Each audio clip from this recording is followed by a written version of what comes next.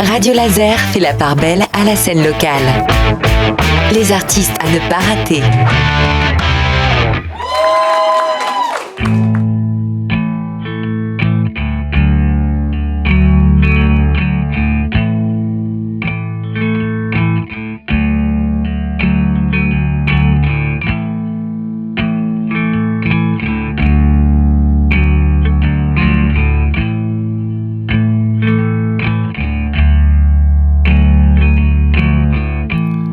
De sable sous les pierres.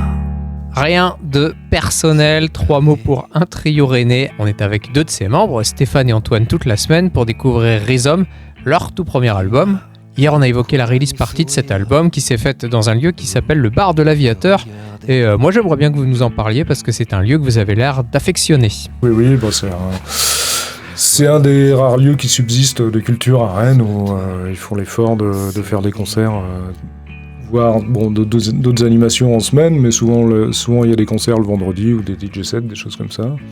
Petit bar de quartier, quartier Gare Sud, où j'ai vécu un bon moment, donc c'est pour ça qu'on a un peu d'affinité avec ce bar-là.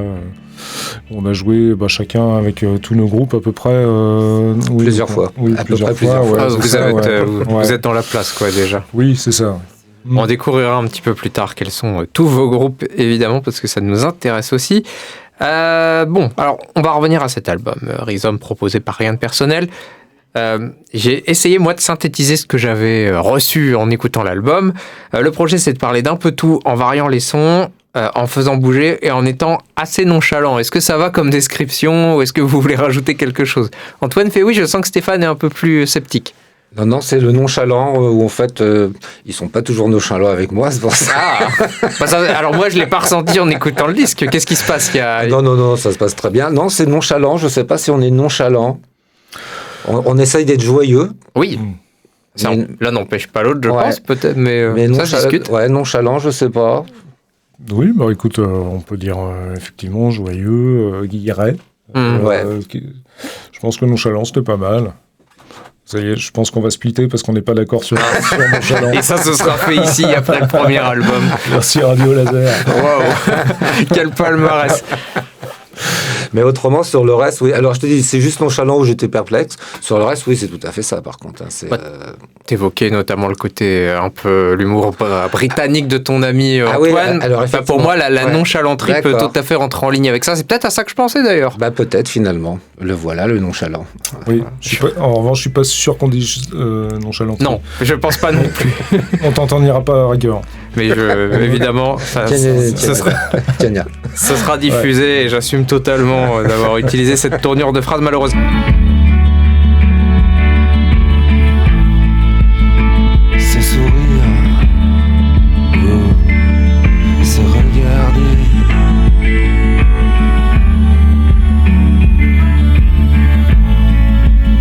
se sourire et se regarder.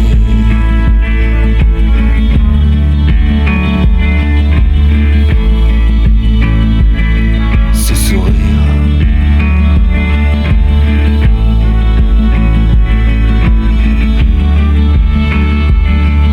Se regarder.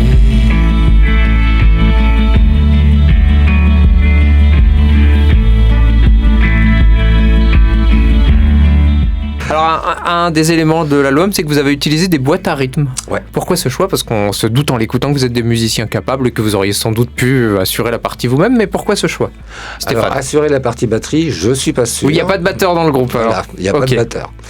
Le choix, alors c'est parce que déjà on aime ça, la boîte à rythme, que c'est vachement plus facile de jouer aussi sans batteur, et que ça nous a permis... Alors, la manière dont on construit les morceaux, moi je bosse tout seul au départ avec des machines du coup, et après toute la partie reprogrammation et réarrangement des sons de drum, ça a été fait surtout par Antoine, qui aime bien aussi bidouiller les machines, donc ça nous permet de créer des ambiances différentes, alors qu'avec une batterie on serait toujours un peu sur le même type de son.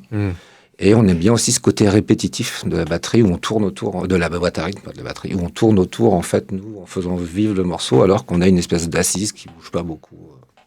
C'est le côté un peu plus électronique du groupe, il vient de là en fait, c'est ça Antoine? Complètement, ouais. Et puis par là-dessus, on a rajouté quelques synthés. Les synthés qui, par la magie du MIDI, se synchronisent parfaitement avec les boîtes à rythme au niveau du tempo. Donc, oui, en fait, c'est le truc, c'est de jouer avec les sonorités, de sortir un peu du basse batterie guitare classique, quoi. En rajoutant des sons, voilà, de synthé analogique, boîte à rythme, des samples, des choses comme ça. Ouais. Et c'est vrai qu'il y a beaucoup de choses différentes dans l'album, mais ce qui est fort, c'est que il y a rien qui jure en fait. Tout semble former un tout, mais pourtant les titres ont des sonorités assez différentes. Ouais. Et ça, c'est une volonté, de toute façon. Oui. Ouais. C'était la volonté de départ, c'est de partir dans plein de directions avec en essayant quand même d'avoir une espèce d'identité. Donc là, c'est... c'est réussi alors. Ouais, c'est ce qu'on voulait faire. Donc, c'est sympa, je trouve ça réussi. Bon. Et attention, vous allez maintenant être en plein jet lag avec Rien de personnel. C'est évidemment le nom d'un des morceaux de cet album Rhizome qu'on continue à découvrir dès demain, même heure, avec le groupe. Jet lag au fond du sac, un souvenir perdu. Il y a longtemps déjà, un carrefour déjà vu. Jet lag au fond du sac, un avenir entrevu. Il y a longtemps déjà, un carrefour perdu.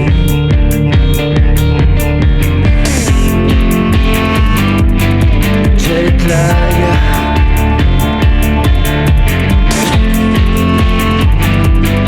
Jet lag.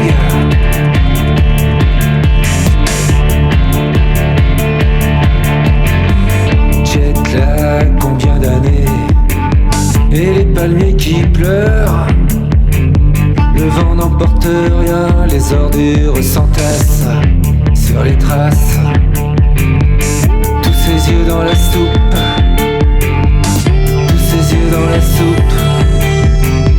Et les palmiers qui pleurent sur des rochers plastiques.